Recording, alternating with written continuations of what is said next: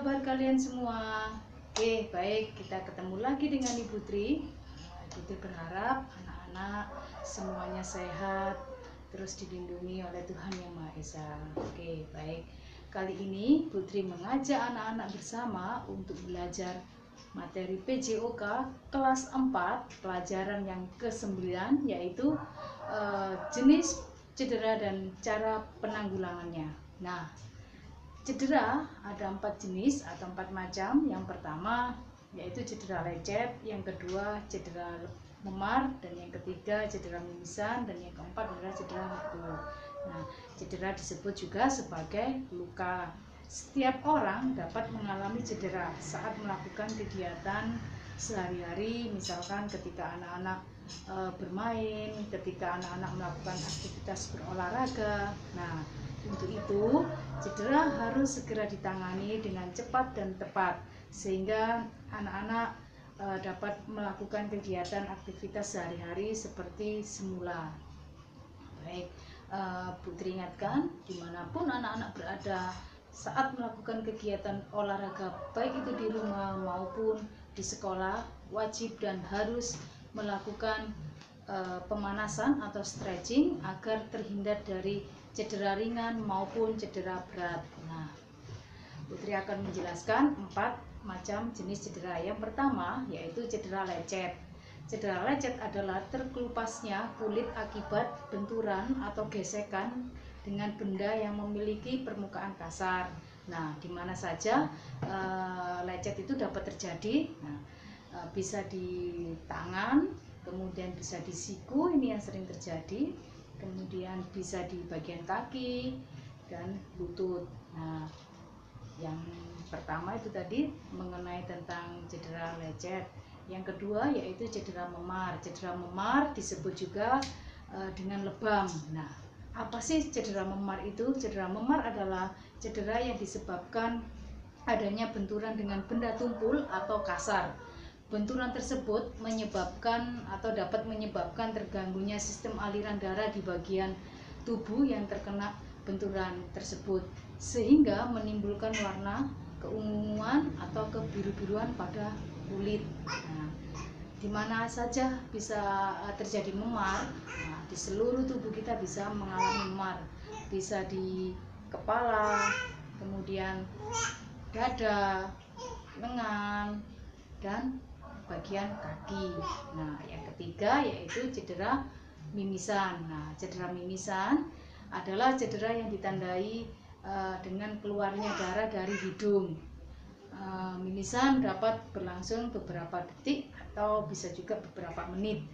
Nah, apa sih yang menyebabkan atau faktor apa saja yang dapat menimbulkan mimisan? Yang pertama, karena buang ingus terlalu kencang. Yang kedua, karena luka di bagian hidung. Yang keempat, karena udara terlalu dingin atau kering.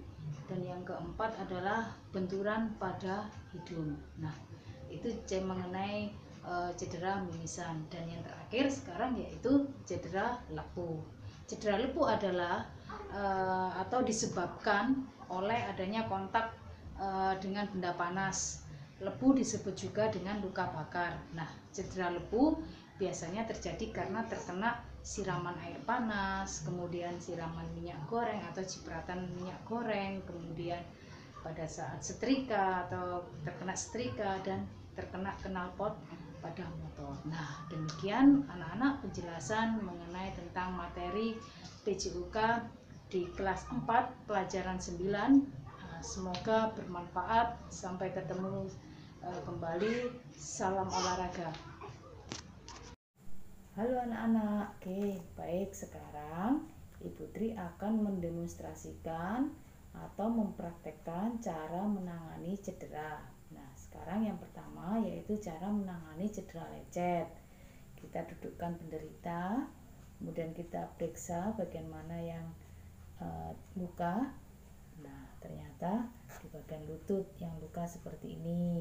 Nah, untuk itu sebelum kita obati, kita membersihkan tangan dengan air bersih. Kita bersihkan dulu. Kalau tidak ada sabun tidak apa-apa, yang penting dibersihkan pakai air bersih. Nah, setelah itu kita siapkan kapas atau perban untuk membersihkan luka. Membersihkan luka bisa menggunakan air bersih, bisa juga menggunakan Revanol, dan bisa juga menggunakan alkohol. Nah, yang saya gunakan adalah kapas serta air bersih. Nah, kita tuang ke kapasnya, kita bersihkan pelan-pelan. Nah, seperti ini sampai bersih. Nah, kalau sudah bersih, kita tutup luka tersebut, bisa menggunakan perban, kain kasa ya. Kemudian bisa juga menggunakan Hansaplast seperti ini. Nah, kita tutup lukanya. Kenapa ditutup? Agar terhindar dari infeksi, sehingga kuman tidak mudah masuk atau bibit penyakit ya. Nah, demikian cara mempresentasikan atau praktek untuk menangani cedera lecet.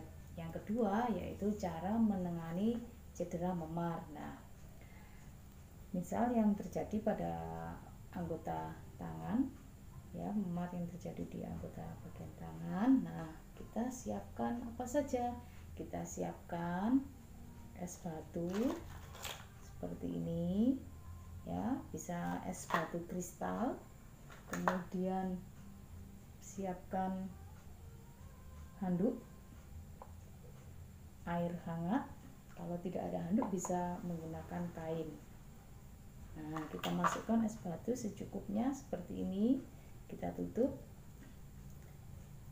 handuknya, kita pegang ujungnya. Nah, kita oleskan pelan-pelan. Nah, selama 15 atau 20 menit.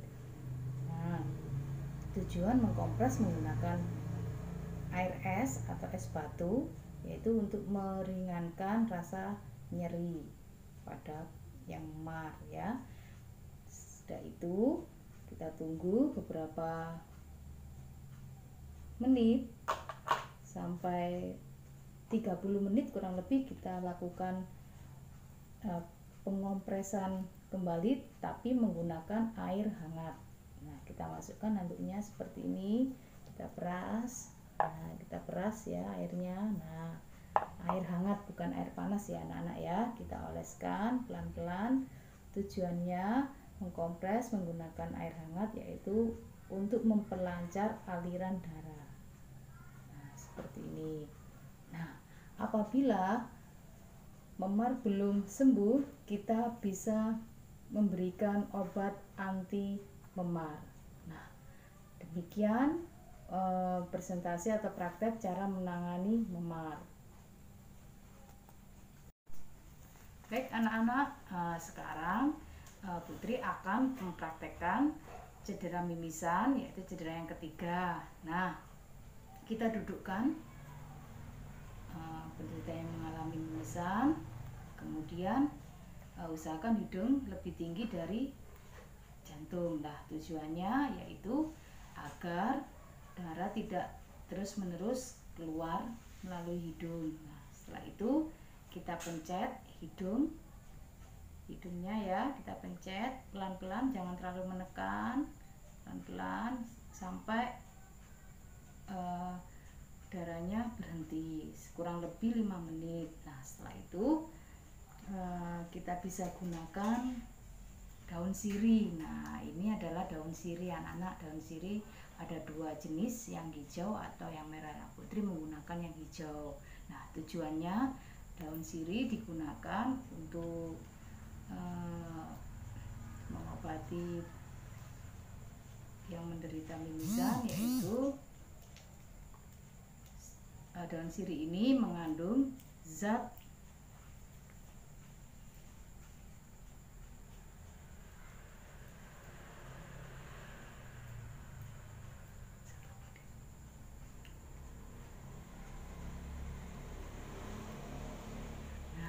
kita lipat seperti ini. Nah, ujungnya kita kita remat-remat sedikit. Nah, ujungnya kita usahakan tidak terlalu lancip. Nah, daun sirih ini bertujuan atau mengandung zat sebagai penyempitan pembuluh darah. Nah, kita masukkan ke hidung seperti ini. Nah, seperti ini. Nah, apabila tidak ada daun sirih, bisa menggunakan kapas. Seperti ini, kita lintir kapasnya, kita gulung-gulung, kita masukkan. Nah, seperti ini. Nah, tunggu sampai beberapa menit sampai darah berhenti, baru kita lepas. Dan diusahakan yang mengalami mimisan tidak terlalu beraktivitas berat.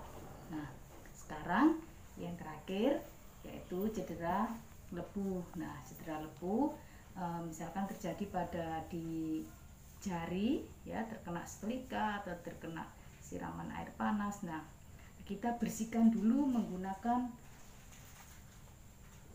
kain kasa. Kita bersihkan menggunakan kasa dan air agar ya, kita bersihkan seperti ini luka bakarnya.